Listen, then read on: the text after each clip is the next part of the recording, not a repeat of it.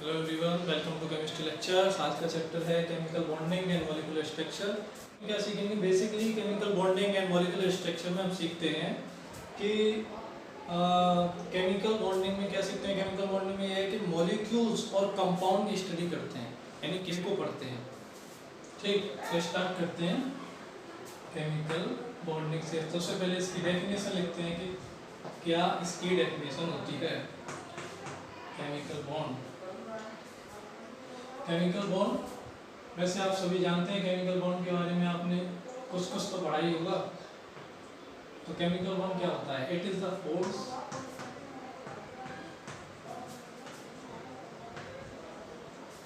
which binds या holds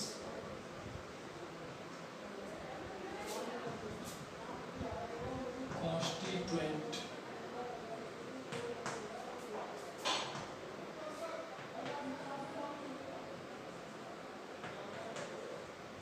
particles। जैसे वो एटम्स भी हो सकते हैं या आयंस भी हो सकते हैं। in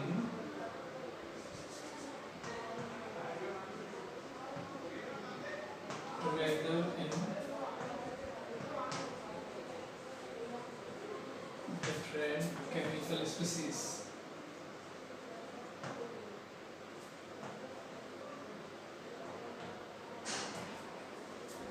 ठीक भाई, यानी केमिकल बॉन्ड क्या होता है? केमिकल बॉन्ड एक फोर्स ही होता है, ये फोर्स ऑफ अट्रैक्शन ही होता है, जिसमें जो कॉन्स्टिट्यूएंट पार्टिकल होते हैं जैसे एटम्स है, आयंस हैं, वो डिफरेंट केमिकल स्पीसीज में जो फोर्स होता है वो एक दूसरे उन पार्टिकल्स को और उस स्पीसीज को बांधे रखता है, यानी कि होल्ड करके रखता है। यानी इसकी नीड क्यों पड़ी हमें केमिकल बॉन्डिंग की? तो ऐसे देखें, कॉज ऑफ केमिकल बॉन्डिंग। ऐसे आप लोगों ने पहले पढ़ा है या पहले पढ़ते आ रहे हैं छोटी क्लासेस से कुछ कुछ तो,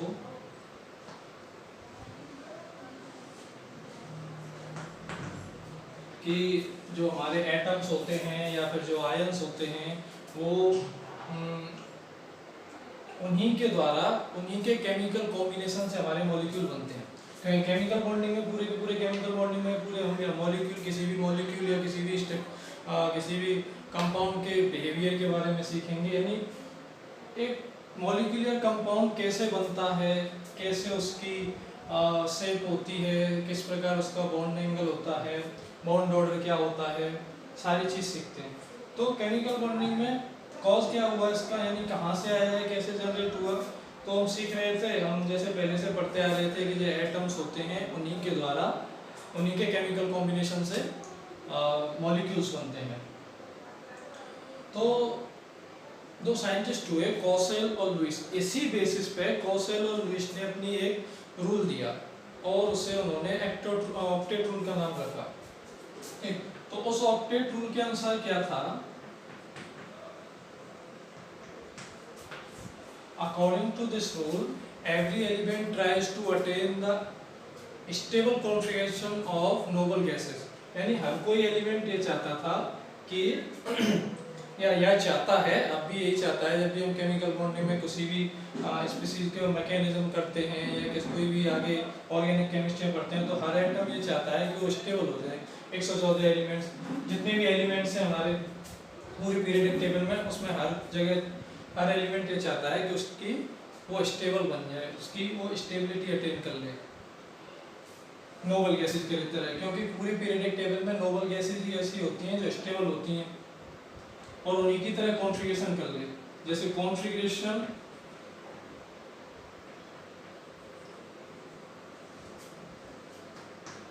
ऑफ नोबल गैसेज,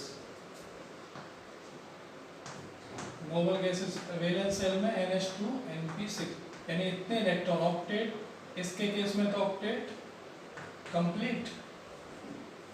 एक्सेप्शन क्या था इसके? हीलियम के केस में इसका डुप्लेट था। इसे डुप्लेट बोलते हैं। जब दो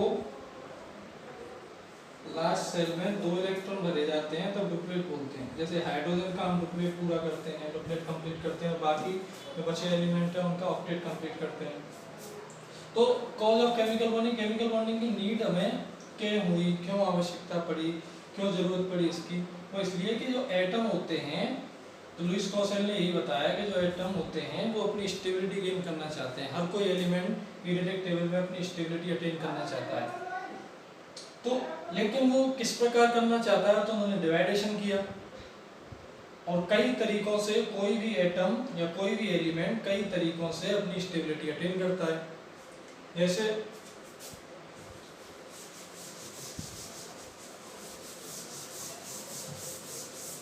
और जब भी स्टेबिलिटी वो अटेन करता है, कोई भी एटम जब भी स्टेबिलिटी अपनी अटेन करता है तो वो कई रास्तों से करता है, पहली बात तो। और दूसरी चीज क्या कि जो एटम होता है स्टेबिलिटी अटेन करता है और कई रास्तों से करता है, ठीक भाई, लेकिन कैसे करता है? और जब भी वो स्टेबिलिटी अपनी अटेन करता है तो हर बार हर कंडीशन में वो एक बॉन्ड फॉर्म करता है, उसे हम केमिकल बॉन्डिंग बोलते हैं। हर कंडीशन में जब भी अपनी स्टेबिलिटी अटेन करेगा तो एक केमिकल बॉन्ड बनाएगा, एक बॉन्ड जनरेट करेगा, एक अट्रैक्शन या एक फोर्स जनरेट करेगा, और इसीलिए उसका नाम केमिकल बॉन्डिंग पड़ा। अब किन किन तरीकों से करता है उसके बेसिस पर केमिकल बॉन्डिंग के टाइप्स बने। जैसे अगर मैं डालूं types of chemical bond, chemical bonding के टाइप बने।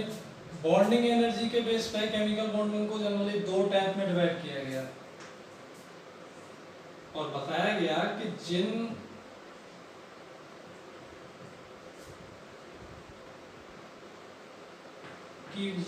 बॉन्ड की बॉन्ड एनर्जी 42 किलोजूल पर मोल से ज्यादा आ रही थी उन्हें स्ट्रॉन्ग बॉन्ड की कैटेगरी में रखा गया।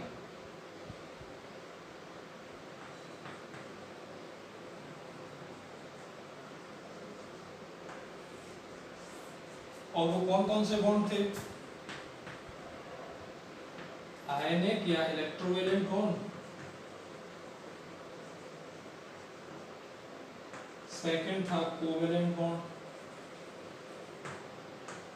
थर्ड था कोऑर्डिनेट बॉन्ड। यानी इनकी बॉन्ड एनर्जी 42 किलोजूल से 42 किलोजूल पर मोल से ज्यादा आ रही थी, इसलिए इन्हें स्ट्रॉन्ग बॉन्ड बोला गया। तीसरा था मेटेलिक बॉन्ड।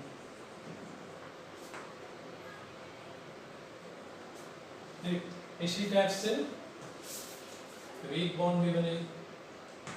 वीक बॉन्ड भी कई टाइप के हुए। अब वीक बॉन्ड में जिनकी बॉन्ड एनर्जी 42 किलोजूल पर मोल से कम आ रही थी उन्हें वीक बॉन्ड की कैटेगरी में रखा गया। जैसे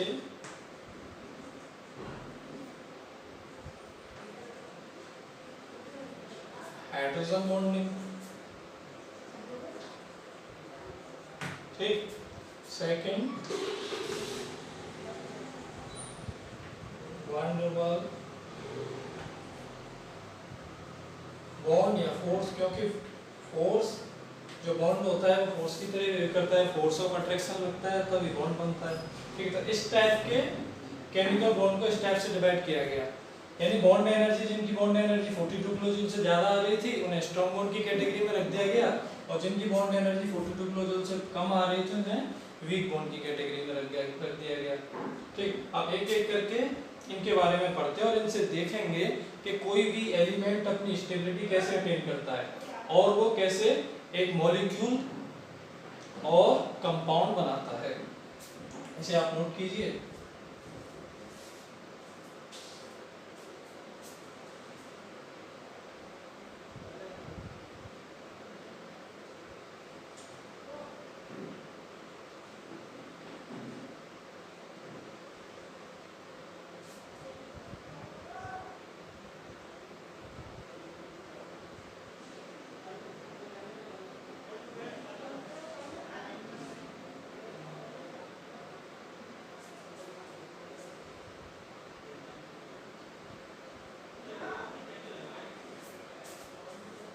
हाँ भाई,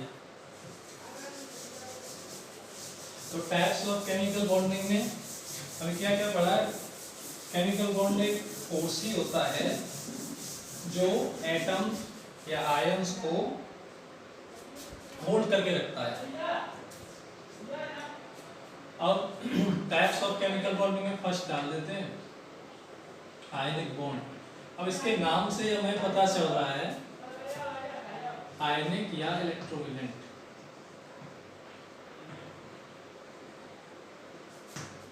तो इसके नाम से ही पता चल रहा है कि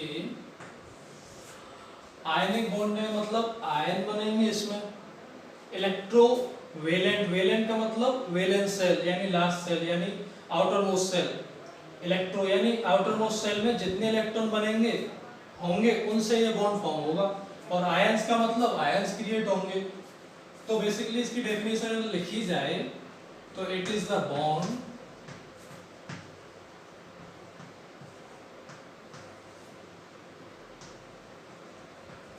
formed, it is the bond formed by the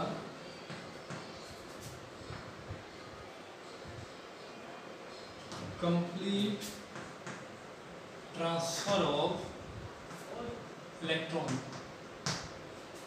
electron का कंप्लीट ट्रांसफर हो जाए तभी तो आयंस क्रिएट होंगे। तो कंप्लीट ट्रांसफर ऑफ इलेक्ट्रॉन या ऐसे भी बोल देते हैं it is the bond form by gain और लॉस ऑफ इलेक्ट्रॉन, यानी गेन करे या इलेक्ट्रॉन लॉस करे। जैसे एग्जांपल के तो अब इलेक्ट्रोवेलेंट का क्या मतलब है? इलेक्ट्रोवेलेंट का भी यही मतलब है जैसे सोडियम है, सोडियम के कॉन्फ़िगरेशन होता है 281, ठीक, और Cl है एक दूसरा। अच्छा, आयनिक बॉन्ड फॉर्म होने के लिए इलेक्ट्रोनेगेटिविटी डिफरेंस बहुत ज्यादा होना चाहिए। यानी आयनिक बॉन्ड फॉर्म होने के लिए इलेक्ट्रोनेगेटिविटी डिफरेंस ज्यादा होना चाहिए, यानी 50 to 60% होना चाहिए इलेक्ट्रोनेगेटिविटी डिफरेंस। इलेक्ट्रोनेगेटिविटी डिफरेंस ठीक ज्यादा होना चाहिए टू फॉर्म आयनिक बॉन्ड। तो जैसे Na लिया मैंने, Cl लिया, क्योंकि इन दोनों में इलेक्ट्रोनेगेटिविटी डिफरेंस बहुत है, क्योंकि ये एल्कली मेटल है, ये हैलोजन मेटल है, तो बहुत दूर दूर है। ये s ब्लॉक का है, फिर d ब्लॉक, बीच में फिर p ब्लॉक, यानी ऐसे एटम, ऐसे एलिमेंट जिनका इलेक्ट्रोनेगेटिविटी डिफरेंस बहुत ज्यादा आए, उन्हीं से आयनिक बॉन्ड हम बनाते हैं।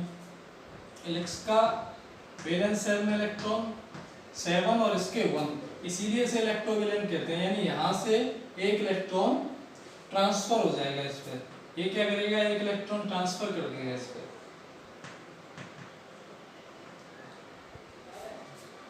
और इसे दिखा ऐसे भी सकते हैं, दिखा ऐसे भी दिखा सकते हैं, जैसे इसके तो एक ही है, Cl पे लास्ट सेल में 7 इलेक्ट्रॉन है,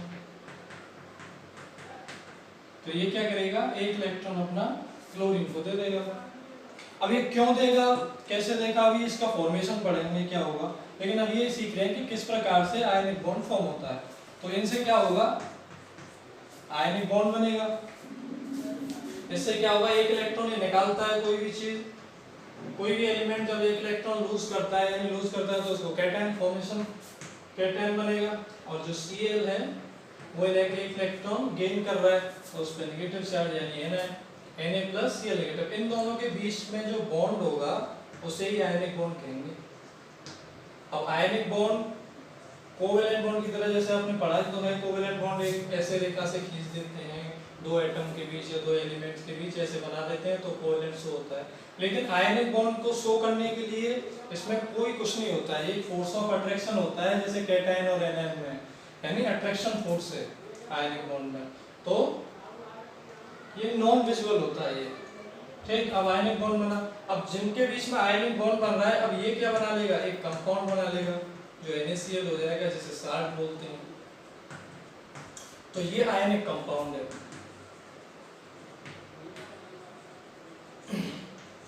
तो क्या सीखा कि जब Na कैटायन और एनायन आयनिक बॉन्ड बना रहे थे, तो उन दोनों के एनायन और कैटायन के बीच जो बॉन्ड बन रहा था, उन दोनों को मिलाने के बाद जो कंपाउंड बना वो आयनिक कंपाउंड हो गया, यानी जिनमें आयनिक बॉन्ड पाया गया वो आयनिक कंपाउंड्स हो गए।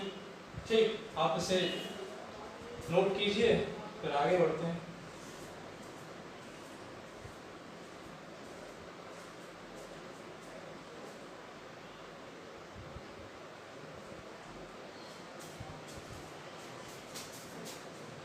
अब क्या करते हैं, ये आयनिक बॉन्ड कैसे फॉर्म हुआ, किस किस की से जरूरत पड़ती है,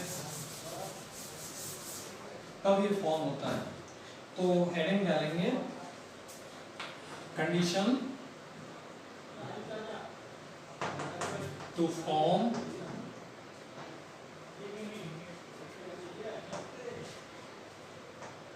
of ionic bond.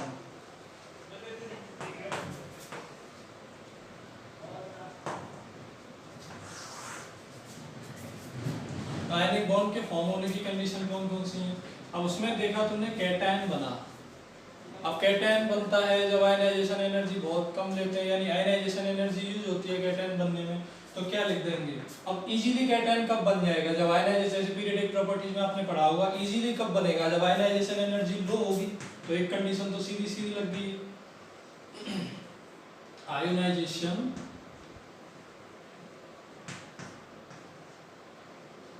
Energy must be लो। इससे क्या होगा, इजीली कैटायन फॉर्म हो जाएगा। मस्ट बी लो, ऐसे लिख लो, must be low to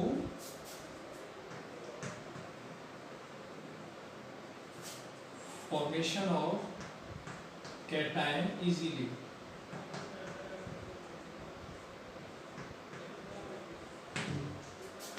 second, एक एनायन बन रहा था, तो आपने पीरियोडिक टेबल में पढ़ा इलेक्ट्रॉन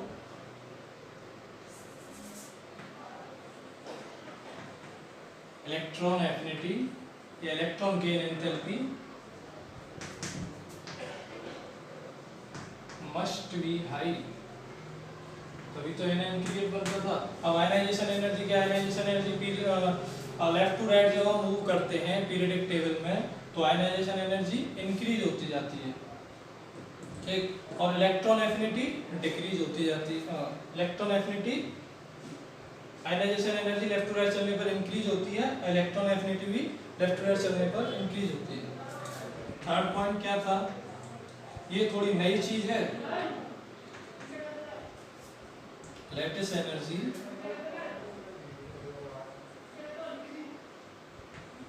should be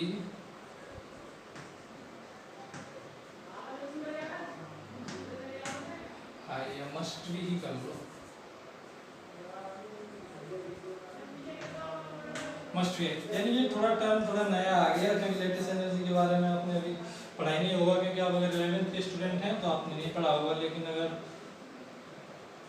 यानी 11th के बाद वाले स्टूडेंट हैं, 12th है कोई भी स्टूडेंट है, तो उन्होंने तो लेटेस्ट एनर्जी पढ़ी होगी, लेकिन ये नई चीज़ है थोड़ी, तो इसे अच्छे से समझते हैं कि लेटेस्ट एनर्जी कब रिलीज होती है, कब एब्जॉर्ब करते हैं, क्या होता है कैसे। तो ये फॉर्मेशन है बेसिकली आयनिक बॉन्ड। इसे आप खुद भी सोच सकते हैं कि कैटायन बन रहा था तो आयनाइजेशन एनर्जी लो रहेंगे, तभी तो इजीली कैटायन बन जाएगा, इजीली एनायन बन जाएगा यहाँ से, क्योंकि हाई लेंगे। तो ऐसे कर सकते हैं, टू फॉर्मिंग ऐसे लिख लो, टू फॉर्मिंग एनायन इजीली।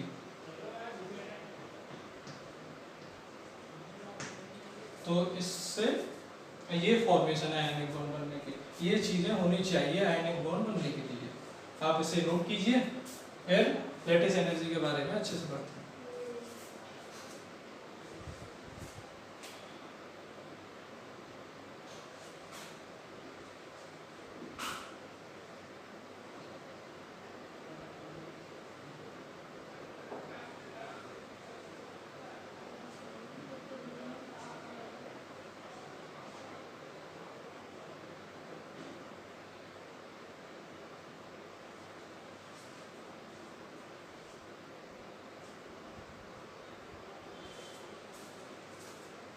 भाई आप क्या पढ़ेंगे, लेटेस्ट एनर्जी। लेटेस्ट एनर्जी क्या होती है, तो पहले इसके डेफिनेशन समझ लेते हैं क्या है।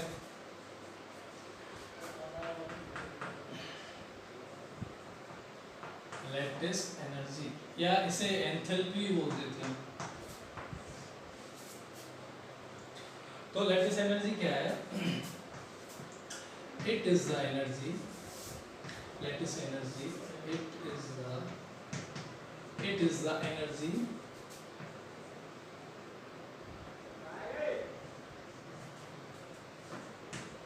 to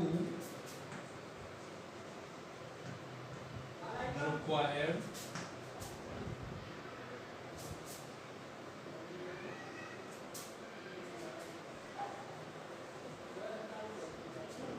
it is the energy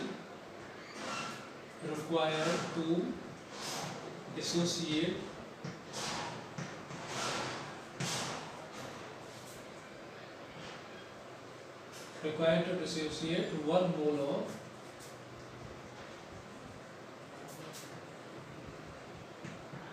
थोड़ी नर्वसनेस आ रही है भाई, क्योंकि मैं फर्स्ट टाइम अभी कैमरा के सामने आया हूँ। 1 mole of ionic compound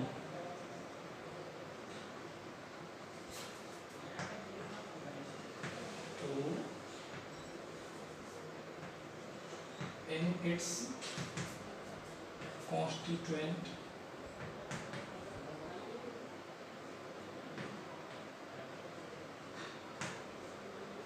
ions, in its constituent ions in gaseous atom, in a gaseous atom।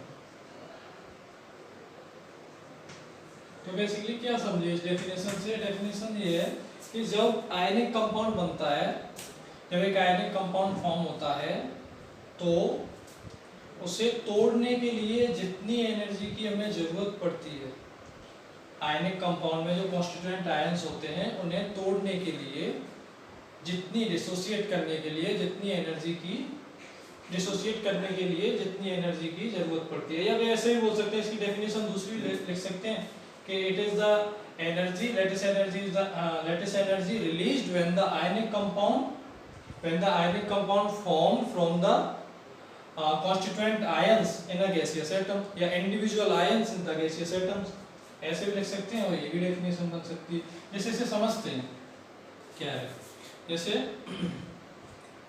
X, जैसे मैंने कोई X एटम ले लिया, वैसे आपने अभी पढ़ा कि ये कैटायन बना लेगा, कोई एटम है, ये कैटायन बना गैसियस फॉर्म, और कोई एनायन है। तो जब इन दोनों से कोई आयनिक कंपाउंड बनेगा, यानी हम जो, अब ये एनायन है, हम जब कोई चीज बनाते हैं तो एनर्जी रिलीज होती है, यानी हम दो कैटायन, एक कैटायन ले रहे हैं, एक एनायन ले रहे हैं, और इन्हें हम जोड़ रहे हैं, तो एनर्जी रिलीज होगी, या एक कंपाउंड बना रहे हैं तो एनर्जी रिलीज होगी, तो ये कंपाउंड बन जाएगा XY सॉलिड स्टेट में। क्योंकि वी कैरेक्टरिस्टिक्स पढ़ेंगे आयनिक बॉन्ड की, तो देखेंगे जो आयनिक कंपाउंड होते हैं वो सॉलिड स्टेट या क्रिस्टलाइन फॉर्म में होते हैं। तो जो लेटेस्ट एनर्जी जो रिलीज होगी इससे, लेटेस्ट एनर्जी जो रिलीज होती है इससे, वो नेगेटिव होती है, क्योंकि रिलीजिंग एनर्जी नेगेटिव होती है, और जो नेगेटिव होती है रिलीजिंग एनर्जी होती है, हम उसे क्या बोलते हैं? एक्सोथर्मिक।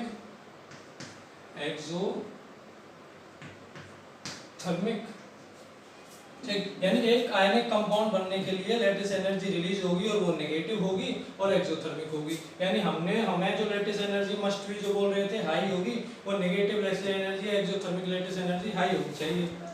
अब क्या करूं? अब मुझे ये रिएक्शन रिवर्स करनी है, यानी अब मुझे एक आयनिक कंपाउंड लेना है और वो ब्रेक करना है। तो ब्रेक करूंगा तो थर्मोडायनेमिकली कन्वेंशन है कि लेटेस्ट एनर्जी जब हम रिएक्शन को रिवर्स करते हैं तो ये साइन पॉजिटिव हो जाता है, और अगर पॉजिटिव है तो वो प्रोसेस एंडोथर्मिक होता है। तो एक कंपाउंड लिया XY in solid state gaseous solid form में, या एक मोल लेकर के ले लो, एक मोल। अब इसे हमें एनर्जी, अब इस कंपाउंड को, किसी चीज को जब हम ब्रेक करते हैं तो उसमें एनर्जी हम देते हैं, तो इसको ब्रेक करेंगे तो एनर्जी देंगे, यानी हमें एनर्जी की रिक्वायरमेंट होगी। हम एनर्जी पहले एब्जॉर्ब करेंगे, यानी इस ये एटम एब्जॉर्ब करेगा तब ब्रेक होंगे ये। तो यहाँ लेटिस एनर्जी हमने दी, कोई एनर्जी दी, अब जो एनर्जी दी वो कैसी होगी, पॉजिटिव, क्योंकि हमने रिएक्शन रिवर्स कर दी। तो उस कंडीशन में थर्मोडायनेमिकली ये कन्वेंशन है कि जब हम रिएक्शन को रिवर्स करते हैं तो साइन अपोजिट हो जाता है, यानी साइन चेंज हो जाता है, और इस कंडीशन में जब पॉजिटिव होता है तो एंडोथर्मिक प्रोसेस होता है।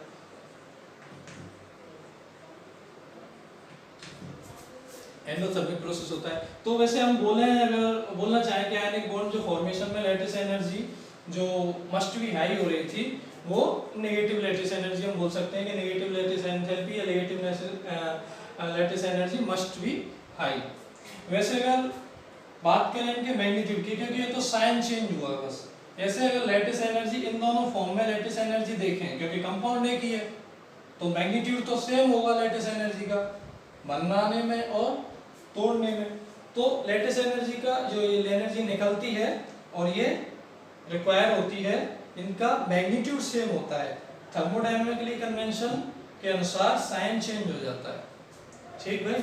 अब लैटिस एनर्जी पहले लैटिस एनर्जी क्या होती है, अब क्या करेंगे, लैटिस एनर्जी के फैक्टर्स पढ़ेंगे, कैसे कैसे वेरी करती है, कब बढ़ती है, किसकी ज्यादा होती है, किसकी कम होती है। आयनिक कंपाउंड, अब आयनिक कंपाउंड बनाना सीखिए तो उन आयनिक कंपाउंड पे लैटिस एनर्जी कैसे अफेक्ट करती है। ठीक, आप इसे नोट कीजिए, फिर आगे बढ़ते हैं।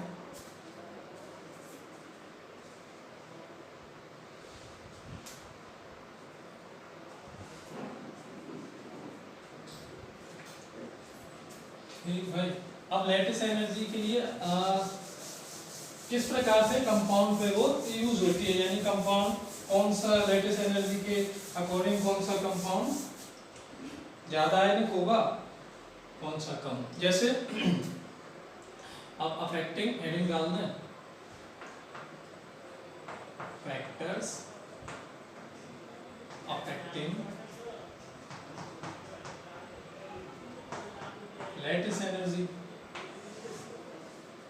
तो लैटिस एनर्जी को कौन से फैक्टर होते हैं जो अफेक्ट करते हैं। जैसे फर्स्ट फैक्टर में लिखूं, वैसे अगर किसी भी एनर्जी का अगर मैं इसे फॉर्मूला से दिखाना चाहूँ कि कैसे ये अफेक्ट करती है, तो हम किसी भी फॉर्मूला से ही दिखाते हैं। वैसे जैसे एनर्जी का कोई भी चीज़ हम दिखा रहे हैं, जैसे आपने पढ़ते हैं कोई भी चीज़ जैसे पढ़ते हैं, जैसे मैंने लिखा F बराबर Q1 Q2 upon R square, यानी जो फोर्स है, अगर रेडियस हम या इंटरमीडिएट डिस्टेंस या डिस्टेंस जितनी कम लेंगे इन चार्ज के बीच की, फोर्स उतना ज़्यादा होगा।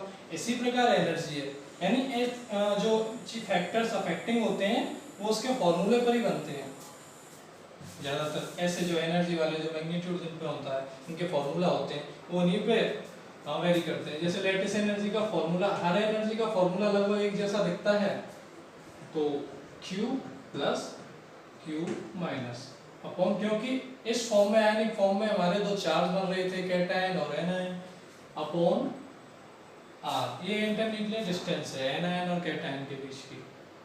तो इसके फैक्टर्स में देखें हम इसी पर वेरी करेंगे, यानी अगर हम साइज या रेडियस कम करेंगे तो लैटिस एनर्जी बढ़ जाएगी, और इन दोनों को बढ़ाएंगे तो लैटिस एनर्जी, यानी मोर लैटिस एनर्जी के लिए लैटिस एनर्जी अगर हमें मैक्सिमम लेनी है तो साइज हमें कम रखना पड़ेगा और चार्ज हमें ज़्यादा रखना पड़ेगा। तो जैसे मैं लिखता हूँ, if charge is different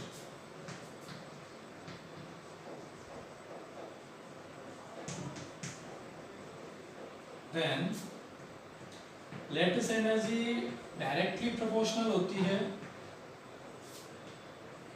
charge on atom के, यानी एटम पे जितना चार्ज होगा लैटिस एनर्जी उसी की ज्यादा होगी। ठीक, जैसे डिफरेंस लगभग 50 to 60% से ज्यादा हो तो Mg एल्कली अर्थ मेटल और Cl हैलोजन यानी बहुत दूर है तो आयनिक कंपाउंड में, सीधी सी बात है।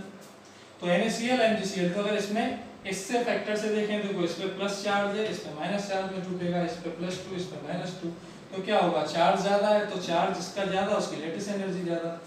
ऐसे हम कर सकते हैं, ऐसे दिखा सकते हैं लैटिस एनर्जी किस आयनिक कंपाउंड की ज्यादा होगी और किसकी कम होगी रिलेटिवली। ठीक, अब इफ चार्ज इज सेम यानी जो फर्स्ट पॉइंट लिखा है वो फेल हो जाए, यानी चार्ज डिफरेंट था पहले, अब चार्ज ऐसे कैसा हो जाए, चार्ज सेम हो जाए, charge is same, then lattice energy को फिर हम बताएंगे साइज से, तो उसी के अनुसार करेंगे। तो ये साइज के इनवर्सली प्रोपोर्शनल होगी, यानी साइज जब हम घटाएंगे, साइज जितना कम रखेंगे उसकी लैटिस एनर्जी ज्यादा होगी। जैसे NaCl LiCl, ठीक है, NaCl है LiCl है, LiF ले लो। अब एल्कली अर्थ मेटल है दोनों, अब देखो चार्ज तो दोनों पे सेम है, ठीक, चार्ज तो दोनों पे सेम है, लेकिन ये और इधर सोडियम है, NaCl, फिर मैं और एग्जांपल बताऊंगा जो अलग अलग तरीके से वेरी करेंगे, ठीक। अब NaCl है, LiCl है, इस पे पॉजिटिव चार्ज, इस पे नेगेटिव चार्ज, अब चार्ज दोनों पे सेम, अब क्या देखेंगे, साइज देखेंगे। अब साइज देखें तो नीचे आने पर ये एल्कली मेटल्स हैं दोनों, लिथियम सोडियम, लिथियम ऊपर आता है Na से, तो साइज इसका कम तो लेटिस एनर्जी इसकी ज्यादा, ठीक, ऐसे वेरी करते हैं। एक इंपॉर्टेंट नोट भी है इसमें कि अगर हम चार्ज और साइज दोनों से नहीं बता पा रहे हैं, यानी दोनों वेरी कर रहे हैं साथ में, चार्ज से ही बता सकते हैं हम और साइज से भी बता सकते हैं, तो पहले चार्ज को कंसीडर करके चलते हैं, यानी चार्ज डोमिनेटिंग फैक्टर होता है ओवर द साइज। आप इसे नोट कीजिए, फिर अलग अलग तरीके के एग्जांपल करते हैं।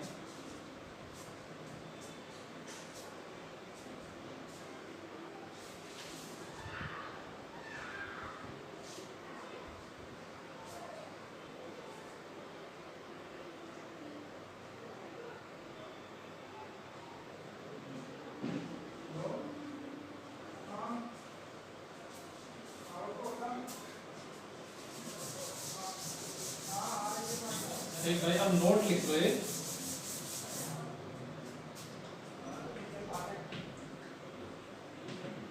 नोट में क्या लिखेंगे, जब नोट में यह है कि जब चार्ज और साइज दोनों से अगर हम नहीं, दोनों से बता सकते हो कि चार्ज भी डिफरेंट है दोनों पे और साइज भी दोनों का डिफरेंट है, तो पहले चार्ज को कंसीडर करते हैं, इसलिए वो मैंने पहला फैक्टर लिखा था।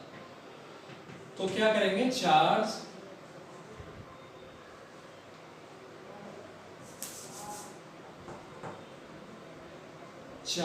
Is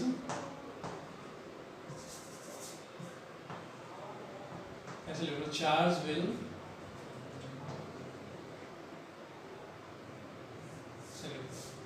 charge dominates over the size।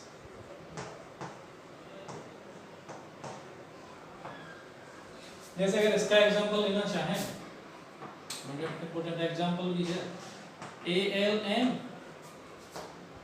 Al2O3, ठीक। अब क्या है, देखो इस पे तो +3 है, इस पे भी +3 है, ठीक। अब इन दोनों के चार्ज और साइज में डिफरेंस आ गया, इसका चार्ज और इसका चार्ज 3 -2, अब दोनों का चार्ज अलग आ गया, ठीक, और साइज भी अलग अलग है, यानी हम दोनों से बता सकते हैं, लेकिन चार्ज डोमिनेटिंग फैक्टर होता है इसलिए चार्ज से बताएंगे, चार्ज इसका ज्यादा, लैटिस एनर्जी इसकी ज्यादा, तो ऐसे हो जाएगा, ठीक। और एग्जांपल लें, MgF2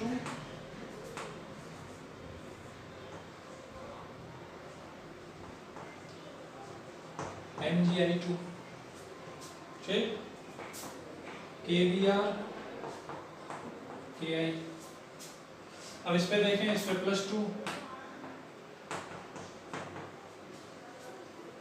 तो इस पे देखें तो चार्ज तो सब पे सेम, साइज से देखेंगे, इधर Mg इन दोनों के साइज में देखेंगे, Anion है लेकिन Anion ऊपर ही तो है लेटिस एनर्जी में, तो Anion भी बढ़ेगा तो लेटिस एनर्जी बढ़ेगी, लेकिन चार्ज तो सब पे सेम है। अब साइज देखेंगे इसका, हेलोजन परिवार है, हेलोजन फैमिली है, हेलोजन फैमिली में I नीचे आता है, F ऊपर आता है, तो इसका साइज ज़्यादा, लैटिस एनर्जी इसकी ज़्यादा।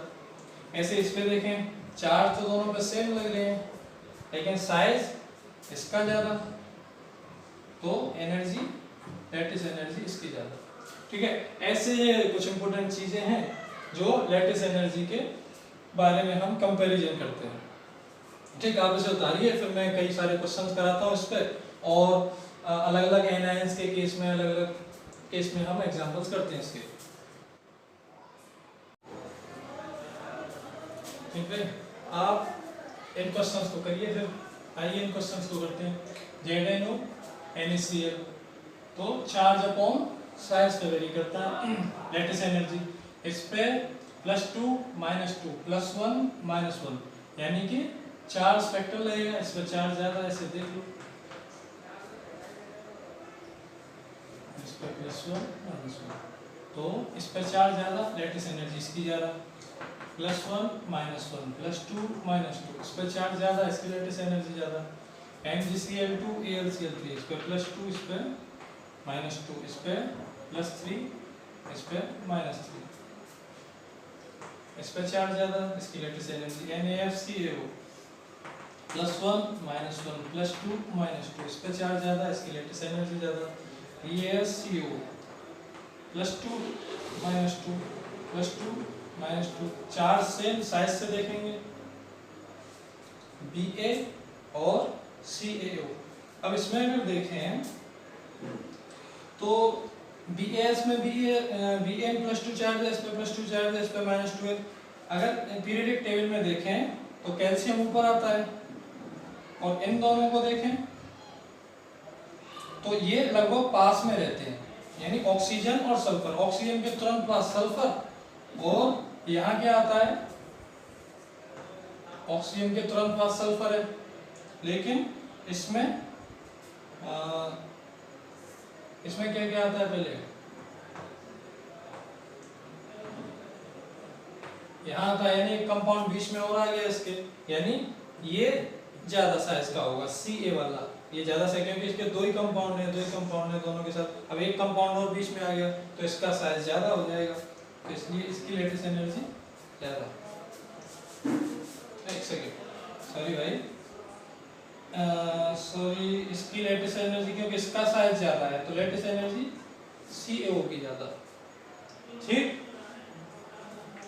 अब NaFCSI, अगर NaF और CSI में देखें, एक सेकेंड, हाँ, NaF और CSI, सीजियम आयोडाइड +1 -1 +1 -1, अगर पीरियडिक टेबल के से देखें तो Na ऊपर, भाई पीरियडिक टेबल में अगर देखें तो Na यहाँ कहीं, हाइड्रोजन, तो Na यहाँ और सीजियम नीचे, और CS और I में देख, CS, अच्छा ठीक, अब F और I में देखें तो F कहाँ, यहाँ, और I नीचे, तो लगभग दोनों सेम पोजीशन पे मिल रहे हैं, ये एक ऊपर मिल रहा है, ये एक नीचे मिल रहा है। अगर तुम पीरियडिक टेबल में दोनों को देखें तो इनकी लैटिस एनर्जी जो होती है वो लगभग बराबर ही होती है।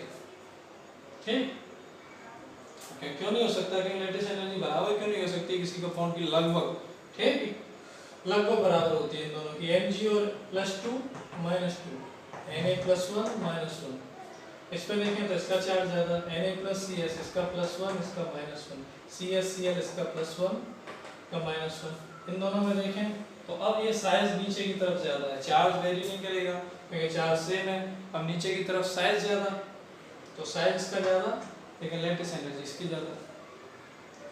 ठीक, काफी इंपॉर्टेंट टॉपिक है वैसे लैटिस एनर्जी निकालना, हालांकि वैसे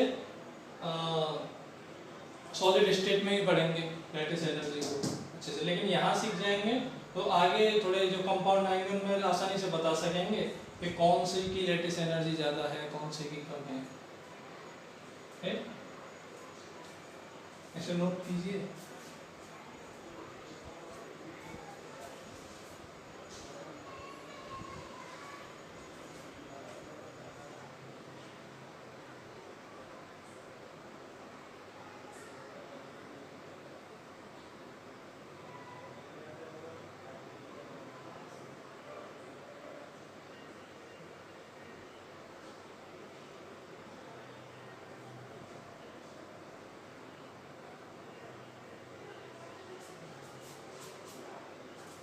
अब कुछ अलग तरीके के क्वेश्चन करते हैं लैटिस एनर्जी पे, कुछ और क्वेश्चन बन भी सकते हैं, कुछ और भी क्वेश्चन बन सकते हैं।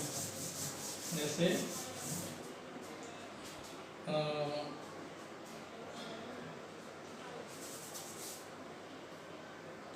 क्या करते हैं, वो थोड़े अलग टाइप के क्वेश्चन होते हैं और अच्छे क्वेश्चन होते हैं।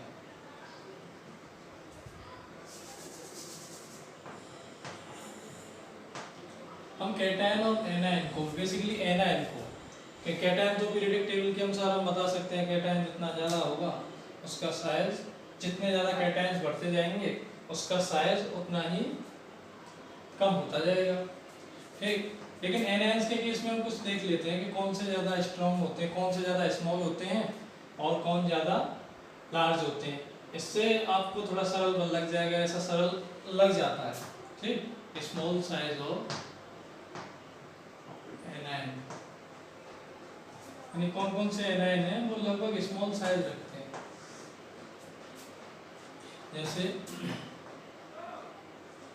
OH नेगेटिव आयन है, ठीक।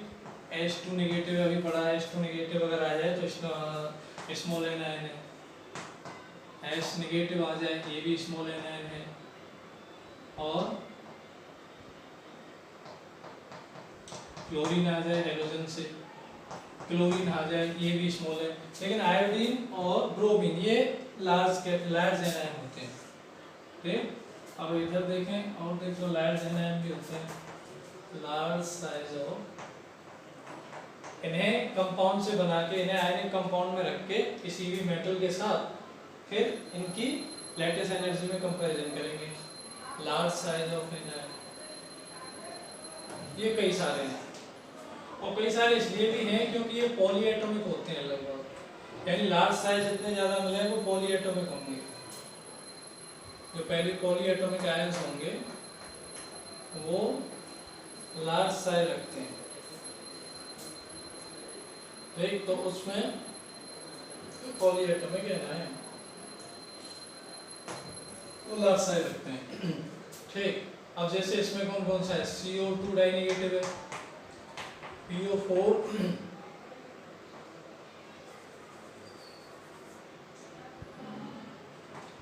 ClO negative, हाइपोक्लोरेट, ClO4 negative, perchlorate, SO4 die negative, ठीक।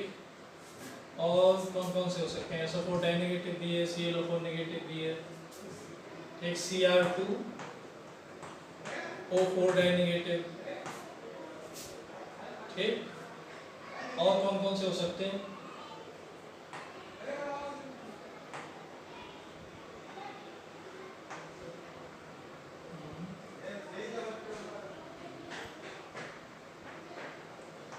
SO3 डाई नेगेटिव, ठीक। और हो सकते हैं, हाँ ब्रोमीन है, ठीक भाई, ब्रोमीन रह गया, ब्रोमीन है, आयोडीन है, ये भी पॉलीएटॉमिक एनायन है। जितने भी पॉलीएटॉमिक एनायन हैं, HCl नेगेटिव, ठीक। और जितने भी पॉलीएटॉमिक एनायंस हैं वो लार्ज साइज रखते हैं, ठीक। तो एटसेट्रा, ये भी एटसेट्रा, कुछ और भी हो सकते हैं, ठीक। O डाई नेगेटिव भी हो सकता है, इसमें स्मॉल साइज ही रखेगा, ये भी स्मॉल साइज ही रखेगा, ठीक है। अब इनके साथ आयनिक कंपाउंड बना के क्योंकि इनमें कैटायन लगेगा, इनमें भी कैटायन लगेगा, तो ये आयनिक कंपाउंड बना के हम लैटिस एनर्जी क्या करेंगे, इनके लैटिस एनर्जी का कंपैरिजन करेंगे, ठीक। जैसे मैं अगर यही एग्जांपल लूं, MgOS का वोल्टवेस और ले लिया एक LiOH, अगर इसमें कंसीडर करें तो इस पे तो +2, इस पे नेगेटिव, इस पे +1, इस पे भी नेगेटिव। अब इसकी जरूरत ही नहीं क्योंकि वैसे स्मॉल साइज है, साइज दोनों में है सेम है, लेकिन हम किससे कंसीडर करेंगे पहले, कैटायंस, चार्ज से, तो चार्ज से करके ये हो जाएगा। और क्या ले सकते हैं, अच्छा ऐसे करें MgCl, MgBr2 और MgOH का होल ट्वाइस, अब इससे करके देखें, इस पे तो प्लस 2, इस पे -2, इस पे +2, इस पे भी -2 हो गया, प्लस लग रहा है। तो अब क्या करेगा, चार्ज तो बता ही नहीं पा रहा है, लेकिन OH नेगेटिव है। OH नेगेटिव कहाँ पे आता है, OH negative small size of anion है, और Br2 नेगेटिव का साइज ज्यादा होता है, लार्ज एनायन है, तो ये साइज कम, तो इसकी लेटिस एनर्जी ज्यादा। ठीक, और भी कोई बहुत सारे क्वेश्चंस हो सकते हैं, पहले अपने और भी मैं क्वेश्चन कर रहा हूँ वर्क में। NaCl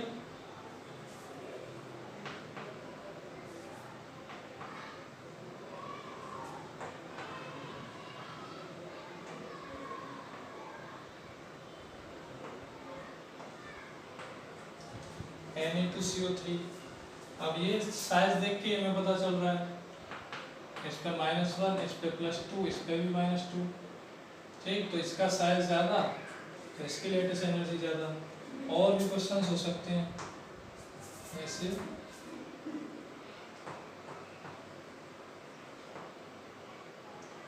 MgCl2 और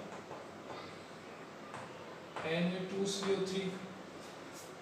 ठीक, अब इस पे +2 चार्ज, इस पे -2, इस पे +2, इस पे -2। अब क्या करेंगे, अब चार्ज तो सेम आ रहे हैं, चार्ज इक्वल आ रहे हैं, चार्ज डिफरेंट ही नहीं है। तो चार्ज अगर डिफरेंट नहीं है तो साइज से देखेंगे। अगर साइज देखें तो इसका साइज छोटा होता है क्लोरीन, और CO3 लार्ज साइज होता है, तो इसका साइज ज़्यादा, तो इसकी लेटेस्ट एनर्जी ज़्यादा। ठीक है, इतने सारे बहुत सारे एग्जांपल खुद अपने आप से भी आप बना सकते हो इन्हें देख के।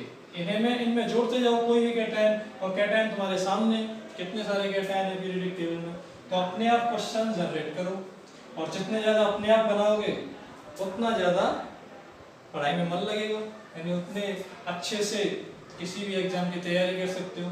ऐसा बोलते हैं कि अगर कोई स्टूडेंट अपने आप किसी भी कंसेप्ट पे 5 से 6 क्वेश्चन बना लेता है, तो वो अपनी सक्सेस, जिस एग्जाम की तैयारी कर रहा है, अपनी सक्सेस की तरफ चलता जाता है। ठीक, तो अपने आप जितने हो सके वो क्वेश्चन बनाओ, और मैं क्वेश्चन देता हूँ, इससे पहले नोट करिए।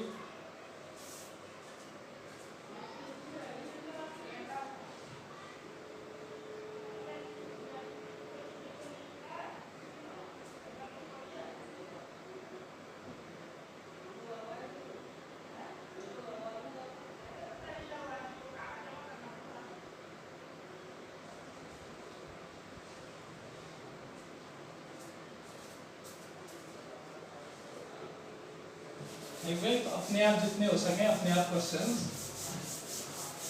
बनाओ, ज़्यादा मजा आएगा पढ़ने में। अब और भी क्वेश्चन कर लेते हैं, जैसे KOS ले लिया मैंने, एक ले लिया K2SO4। ठीक, तो इस पे +1 सीधा सा दिखता है, इस पे +2, भाई +1 -1 +2 -2, तो इस पे चार्ज डोमिनेट करेगा, तो चार्ज इसका ज़्यादा। Li